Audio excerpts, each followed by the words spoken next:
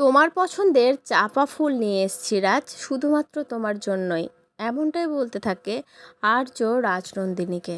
পুরোটা জানতে ভিডিওতে লাইক দিয়ে চ্যানেলটা সাবস্ক্রাইব করে দেখতে থাকুন।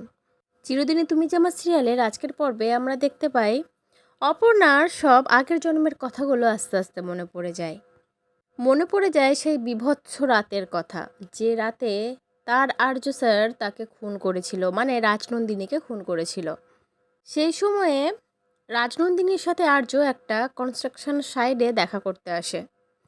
তখন কেন জানি না রাজনন্দিনী খুব রেগেছিল আর্যর উপরে। আর্য হয়তো রাজনন্দিনীর রাগ ভাঙানোর জন্য রাজনন্দিনীর পছন্দের চাপা ফুল একটা কাগজের ঠোঙায় মুড়ে কিছুটা ফুল নিয়ে চলে যায় রাজনন্দিনীর কাছে।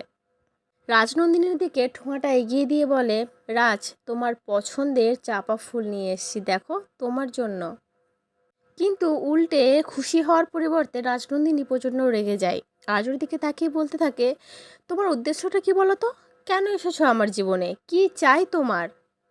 আর আর্য এই কথাটা শুনে একটু অবাকই হয়ে যায়। সে রাজনন্দিনীকে বলে, কেন রাজ, তুমি বুঝতে পারছো না? আমি তো তোমাকে ভালোবাসি, সত্যিকারের ভালোবাসি। তুমি এরকম কথা বলছো কেন? কিন্তু রাজনন্দিনী কোনো অবস্থাতেই আর্যর কোনো কথা মানতে চায় না। এই একটা পর্যায়ে গিয়ে দুজনের মধ্যে প্রচণ্ড কথা কাটাকাটি হয়, মনোমালিন্য হয়। তখন আর্য একটা পিস্তল বার করে রাজনন্দিনীকে ভয় দেখাতে থাকে। তুমি কিন্তু আমাকে রাগিয়ে দিও না রাজ, আমি রেগে গেলে কিন্তু নিজের মধ্যে থাকি না, আমি কি করব আমি নিজেই জানি না।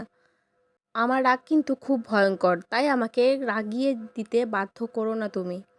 তখন রাজনন্দিনী আর্যকে বলে, কি করবে? মেরে ফেলবে? মারতে চাইছো তো? মারো মারো, দেখি তোমার কত ক্ষমতা, মারো আমাকে। আর তখনই একটা গুলির শব্দ শোনা যায়। তাহলে কি এতদিন ধরে যায় যেটা গুজব, অপর্ণার যেটা সন্দেহ যে রাজনন্দিনীকে তার আর্য স্যারই খুন করেছে, সেটা কি সত্যি? নাকি পিছন থেকে কেউ গুলি করে রাজনন্দিনীকে খুন করেছে, যেটার দায় পড়েছে সম্পূর্ণটাই আর্যর উপরে? তো বন্ধুরা, তোমাদের কি বিশ্বাস? আর্য স্যার কি রাজনন্দিনীকে খুন করতে পারে, তার নিজের স্ত্রীকে, যাকে সে এতটা ভালোবাসতো? কি মনে হচ্ছে তোমাদের? অবশ্যই কিন্তু কমেন্ট করে জানিও। পরবর্তী আপডেট নিয়ে তাড়াতাড়ি আসছি। সঙ্গে থেকো, সাথে থেকো, চ্যানেলটা সাবস্ক্রাইব করে দিও। ধন্যবাদ।